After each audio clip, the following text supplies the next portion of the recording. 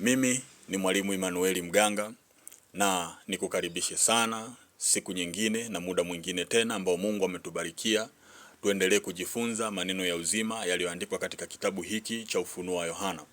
Basi leo ikiwa bado tupo katika sura ya kwanza, tunakwenda mbele kidogo tukitazama mstari huu wa 13. Nikuombe kwa wasaa huu, ikiwa bado haujasubscribe katika channel hii, basi usubscribe na uturn on notification ili uendelee kuwa wa kwanza kabisa kupata maudhui yanayokuwa yakiwekwa katika channel hii. Mungu akubariki sana. Basi tutakwenda kusoma mstari huu wa 13 kwa lugha mbili, yani lugha ya kwanza ni Kiswahili na lugha ya pili ni lugha ya Kiingereza. Kama ilivyo kawaida yetu, baada ya hapo tutakwenda kuidentify zile key terms, yani tutakwenda kuchagua maneno au tutaukata mstari huu vipande vipande, tayari kabisa kwa kwenda kutengeneza maana iliyopo katika maneno hayo. Basi mstari huu kwa lugha ya Kiswahili unasomeka hivi: na katikati ya vile vinara nikaona mtu mfano wa mwanadamu, amevaa vazi lililofika miguuni na kufungwa mshipi wa dhahabu matitini. Kwa lugha ya Kiingereza mstari huu unasomeka hivi: and in the midst of the seven candlestick one like unto the Son of Man, clothed with a garment down to the foot, and girt about the paps with a golden girdle. Kwa hiyo mstari huu unasomeka hivyo kwa lugha mbili, yani lugha ya kwanza ni Kiswahili kama unavyoonekana hapo, lakini lugha ya pili ni Kiingereza. Basi twende tukatazame key terms au tukavunje sasa mstari huu vipande vipande, na katika maneno hayo ambayo tumekwenda kuyachagua, basi tutakwenda kuyatengenezea uelewa. Keyword yetu ya kwanza kama inavyoonekana hapo, and in the midst of the seven candlesticks one like unto the Son of Man. Kwa lugha ya Kiingereza mstari huo au keyword yetu hiyo ya kwanza inasomeka kama hivyo, lakini kwa lugha ya Kiswahili ni sawa na kusema na katikati ya vile vinara nikaona mtu mfano wa mwanadamu.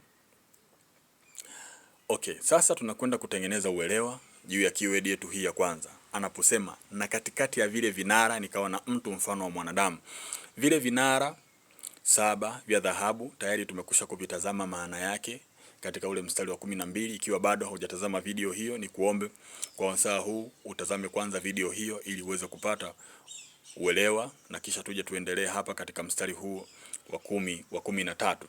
Basi tunasema hivi: I saw, he say, one like a son of man. In other word, he saw someone who looked like a human.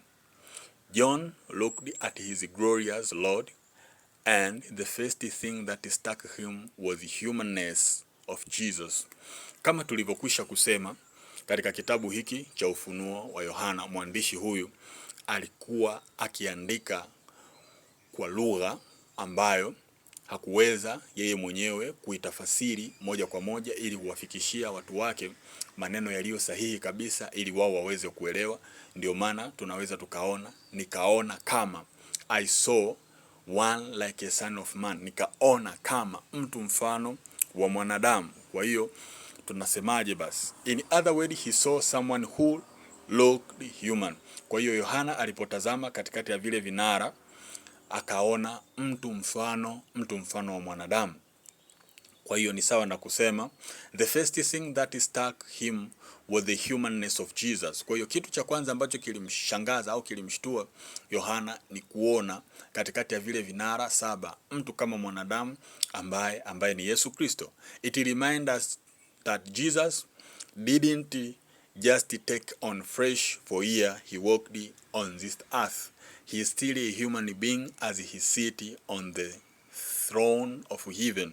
Kwa hiyo basi Yesu Kristo hakuvaa mwili tu kile kipindi ambacho alikuja kufanya huduma yake katikati yetu alipokuwa hapa ulimwenguni, kwamba aliuvaa mwili akawa mwanadamu au akafanyika mwanadamu, lakini tunaweza tukasema basi kwa maono haya ambayo Yohana alipata neema ya kuonyeshwa, tunaweza tukaona pia basi Kristo Yesu ameendelea kuuvaa ule wanadamu au ameendelea kuvaa mwili wa wanadamu hata akiwa kule juu mbinguni. But he is not an ordinary human being. Lakini sasa basi lile umbo au ule mwili aliouvaa wa kiwanadamu sio mwili wa kawaida. John record in his gospel that Jesus prayed on the night before his crucifixion. Kwa hiyo tunapoendelea au tuliposoma ile injili ya Yohana, tuliweza kuona pale Yesu alipoweza kuomba muda mchache kabla ya kusulubiwa, na sala yake ilikuwa iko hivi katika ile sura ya 17, hasa ule mstari wa 5: And now Father, glorify me in your presence with the glory that I had with you before the world existed. Kwa hiyo haya yalikuwa ni maneno ya Yesu Kristo ambayo alikuwa akimuomba Mungu amtukuze kama vile alivyomtukuza kwanza kabla ya ulimwengu au kabla ya dunia kuumbwa. Unaweza ukarejea ile sura ya 17 mstari wa 5 katika injili ya Yohana na kuyapata maneno haya, wakati tunaendelea kuhusianisha mstari huu wa 13 katika kitabu hiki cha Ufunuo wa Yohana, hapa ambako Yohana alisema, na katikati ya vile vinara nikaona mtu mfano wa mwanadamu. Kwa hiyo tunasema basi, in Revelation 1 we see that God answered that prayer. His glory is no longer veiled. He is still fresh, but his earthly perishable body has been transformed into imperishable heavenly flesh. Kwa hiyo basi tunaweza tukaona ni kwa namna gani ambavyo au ni kwa jinsi gani ambavyo Mungu aliweza kusikia na kujibu maombi ya Kristo Yesu aliyoyaomba muda mchache kabla ya kwenda kusulubiwa. Aliweza kutransform, aliweza kuubadilisha ule mwili ambao ulikuwa ni mwili wa kiwanadamu ambao ungeweza kuoza, lakini tunaona Mungu aliuhuisha na akaufanya kuwa imperishable heavenly fresh. Right now Jesus Christ is the first and the only glorified human being, but he won't be the last. Kwa hiyo basi alipoweza kutazama Yohana, mwandishi wa kitabu hiki cha Ufunuo wa Yohana, aliweza kumuona Kristo Yesu akiwa na umbile au akiwa na mwili kama mwanadamu, akiwa kule juu mbinguni. Kwa hiyo basi tunaweza kujipa moyo na sisi ambao tumemkubali Kristo kuwa Bwana na Mwokozi wa maisha yetu, ya kwamba kama Kristo amefanyika kwa namna hii, basi tuwe na uhakika ya kwamba na sisi pia tutaweza kufanyika kwa namna hii. Kama Kristo Yesu, he is the first and the only glorified human being, but he won't be the last.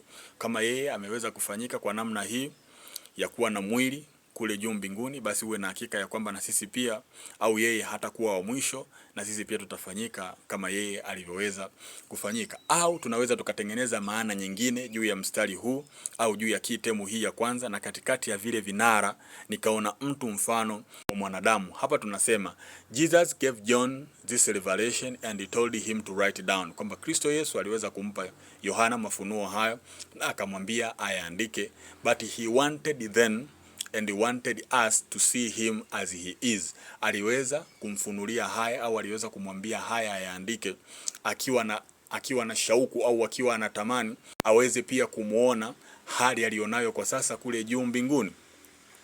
He doesn't want us to have our mental picture of him stuck on how he looked for the 33 year he walked this earth. Kwa hiyo hakuweza kutaka sisi tuendelee kubaki na picha ile ile ya Yesu Kristo alipokuwa akifanya huduma yake katikati yetu kwa ule muda wa miaka 33 ambayo aliishi katika dunia hii, lakini alitaka pia atuonyeshe hali aliyoko nayo sasa kule juu mbinguni, au atutengenezee picha mpya ambayo ako nayo kule mbinguni, au uhusika mpya ambao yuko nao kule juu mbinguni. John vision show us Jesus as he is and as he want to be known. Kwa hiyo Yesu aliweza kumuonyesha Yohana maono haya akiwa anatamani yeye mwenyewe ajifunue jinsi vile alivyo kule juu mbinguni, na yeye anavyotaka sisi tumfahamu alivyo sasa kule juu mbinguni. It also show us where he prefers to be, na vile vile pia anatuonyesha sisi ambavyo yeye anataka tuwe. Au tunaweza tukatengeneza maana nyingine katika mstari huu au keyword yetu ya kwanza inasema, na katikati ya vile vinara nikaona mtu mfano wa mwanadamu. Maana ya tatu, au tunaweza tukatengeneza maana nyingine au uelewa mwingine tukisema, a son of man simply means a human being, kwamba mtu mfano wa mwanadamu ni sawa tu na kusema kwamba ni nani? Ni mwanadamu. Much has been written about the term son of man as used in the gospel, kwamba neno hili son of man au mwana wa Adam au mwana wa mwanadamu limekuwa likitumika mara kadha wa kadha au limekusha kuandikwa katika Injili, hasa ile Injili ya Yohana. But that is not relevant to this vision. Lakini hivyo basi yule ambaye ameandikwa katika Injili na huyu aliyeandikwa hapa havihusiani, yani ni mambo mawili tofauti. Here John vision is influenced by Daniel vision of one like the Son of Man. Kwa hiyo tunaweza basi tukahusianisha pia maono haya ambayo aliyapata Yohana kutoka kwenye kile kitabu cha Danieli, ile sura ya 7 mstari wa 13 na ule mstari wa 14, pale Danieli aliposema, that is to say the human figure to whom was given dominion and glory and kingdom. Yule mwanadamu, yule mtu mfano wa mwanadamu ambaye amepewa dominion, amepewa kutawala pamoja na utukufu pamoja na ufalme, that all peoples, nation and language should serve him. Kwa hiyo basi mataifa yote, watu wote wa kabila zote watamtumikia yeye kama alivyoandika Danieli. Kwa hiyo tunaweza tukahusianisha maono haya ambayo Yohana ameandika katika kitabu hiki cha Ufunuo, pengine aliweza kuyafananisha na knowledge yake ile ambayo alikuwa nayo ya mambo ya Agano la Kale, hasa kwenye vitabu vyenye nature kama hii vya maono au mambo ambayo Mungu aliwafunulia watu wake. His dominion, yule mtu sasa mfano wa mwanadamu katika kitabu cha Danieli inasema, his dominion is an everlasting dominion which shall not pass away, and his kingdom one that not be destroyed. Na hata ufalme wake au utawala wake hautakuwa na mwisho. Kwa hiyo tunaweza tukasema basi maono haya au neno hili aliloliandika Yohana katika kitabu hiki, hasa sura hii ya kwanza mstari wa 13, mtu mfano wa mwanadamu, tunaweza tukatengeneza maana kubwa sana kama tulivyoweza kuona, lakini maana ya mwisho tunaweza tukahusianisha na kile kitabu cha Danieli. Kwa hiyo basi tunaweza tukatazama tena keyword ya pili katika mstari huu wa 10, mstari huu wa 13. Basi neno jingine linasema amevaa vazi lililofika miguuni na kufungwa mshipi wa dhahabu matitini, clothed with a garment down to the foot and girt about the paps with the golden girdle. Kwa hiyo tunaweza sasa tukatafuta maana au tukatengeneza uelewa mzuri juu ya neno hili au maneno haya ambayo yamebakia katika sura hii ya 13 kama inavyoonekana hapo. Amevaa vazi lililofika miguuni na kufungwa mshipi wa dhahabu matitini, clothed with a garment down to the foot. His priest walk as Jesus is standing in the midst of his suffering church. He is wearing a long robe, which is a description of the highest priest of the Old Testament. Kwa hiyo kama nilivyokwisha kusema, tunapoendelea kujifunza kitabu cha Ufunuo wa Yohana, hatuna budi kuhusianisha baadhi ya mambo ambayo yameandikwa ndani ya hichi kitabu na yale ambayo yanapatikana katika upande wa Agano la Kale. Tunaona katika upande wa Agano la Kale wale waliokuwa makuhani au waliokuwa wakifanya kazi katika madhabahu ya Mungu walikuwa wanavaa mavazi kama haya ambayo yameandikwa na mwandishi huyu wa kitabu hiki cha Ufunuo wa Yohana. Amevaa vazi lililofika miguuni, yani hapa ni sawa na kusema zile kanzu walizokuwa wakivaa Walawi zilikuwa ni kanzu ndefu ambazo zilikuwa zinafika mpaka miguuni, na kufungwa mshipi wa dhahabu matitini. Mshipi ni ile gido ambayo walikuwa wakivaa hawa Walawi. That is to say, if you have studied Hebrew, then you will remember that it emphasized that Jesus is the perfect, ultimately high priest, and that we do not have a high priest who is unable to sympathize with our weakness, but one who in every respect has been tempted as we are, yet without sin. Kwa hiyo tunaposoma kitabu kile cha Waebrania, hasa ile sura ya 4 mstari wa 15, tunaweza tukamuona kwamba Yesu alivyoandikwa katika kitabu hiki cha Waebrania ni kama kuhani mkuu. Kwa hiyo basi Yohana alivyotazama na kuona katikati ya vile vinara mtu ambaye amevaa vazi lililofika miguuni, tunaweza tukahusianisha kwamba ni Kristo Yesu ambaye ni kuhani mkuu aliyoko juu mbinguni.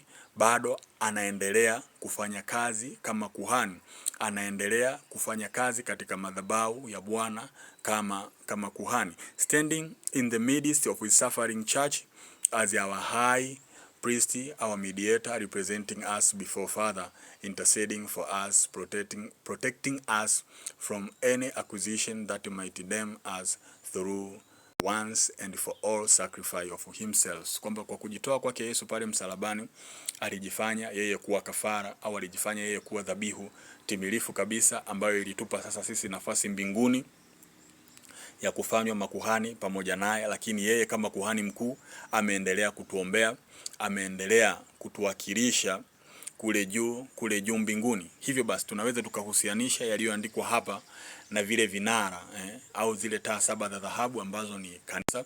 Kwa hiyo tunaweza tukasema kwamba Kristo Yesu bado ni kuhani katika kila kanisa, kwamba tunaweza tukasema Kristo Yesu bado ni kuhani mkuu katika kila kanisa, bado ameendelea kulihudumia licha ya mambo mengi kanisa linalopitia, mateso na mambo mengi ambayo yakukatisha tamaa kanisa linalopitia, lakini Kristo Yesu ameendelea kuwa bado katikati na akifanya kazi kama kuhani.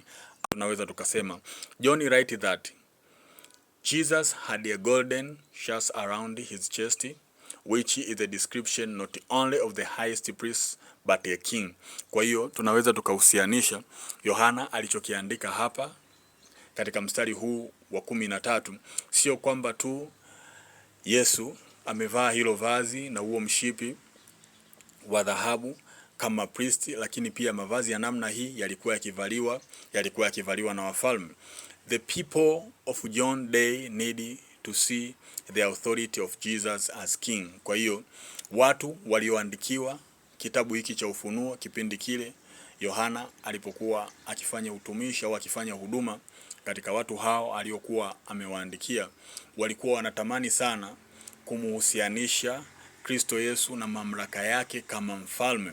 Kama nilivyokwisha kusema katika video kadhaa zilizopita huko nyuma, moja kati ya vitu vingi sana ambavyo viliwachanganya watu washindwe kumuelewa Yesu ni kwamba Yesu alimpokea kama mfalme ambaye atawaokoa, au mtu mwenye nguvu ambaye anaweza kuwaokoa na ile dola ya Rumi, lakini yeye alikuja kutangaza au kuja kuwakomboa watu katika masuala ya kiroho. Kwa hiyo basi licha ya mambo mengi ambayo watu wa kipindi kile walikuwa wakipitia kwa habari ya wokovu au kwa habari ya maisha ya kumkubali Kristo kwa Bwana na Mwokozi wa maisha yao, walikuwa wakitamani sana kuona mamlaka ya Yesu kama mfalme.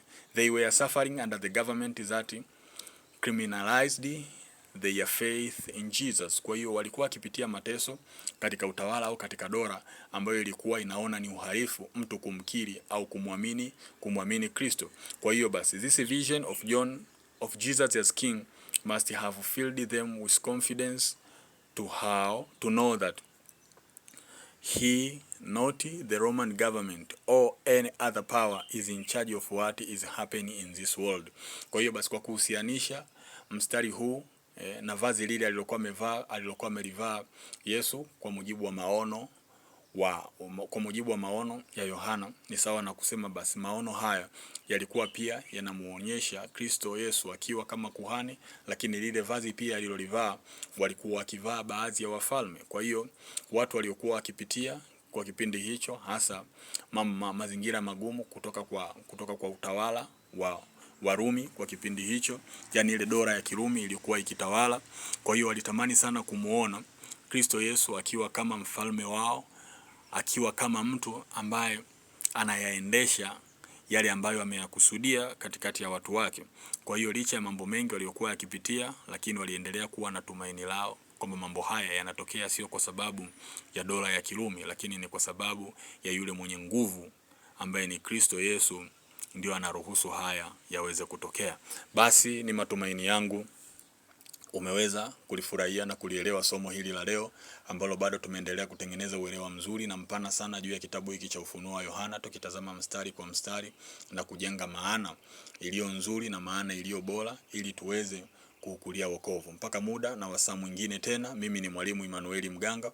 Ikiwa basi kama bado haujasubscribe katika channel hii, ni kuombe uchukue wasaa huu uweze kusubscribe katika channel hii ili uendelee kuwa wa kwanza kabisa kupata maudhui yanayokuwa yakiwekwa siku baada ya siku katika channel hii. Nikombe pia basi usisite kuniandikia maoni yako juu ya uelewa wako juu ya mstari huu wa 13, kama vile nilivyoweza kutafasiri au nilivyoweza kufafanua mimi hapa, na mimi pia nitaweza kujibu maoni yako. Nikombe pia basi uendelee kushare video hizi na nyingine nyingi ambazo zimekwisha kutangulia katika ukurasa huu, na watu wengine ambao unatamani haya ulioweza kujifunza na wao wakapate kuyaelewa, ili waendelee kuimarisha na kujenga ufalme wa Mungu. Mpaka muda na wasaa mwingine, amani ya Bwana iwe pamoja nawe.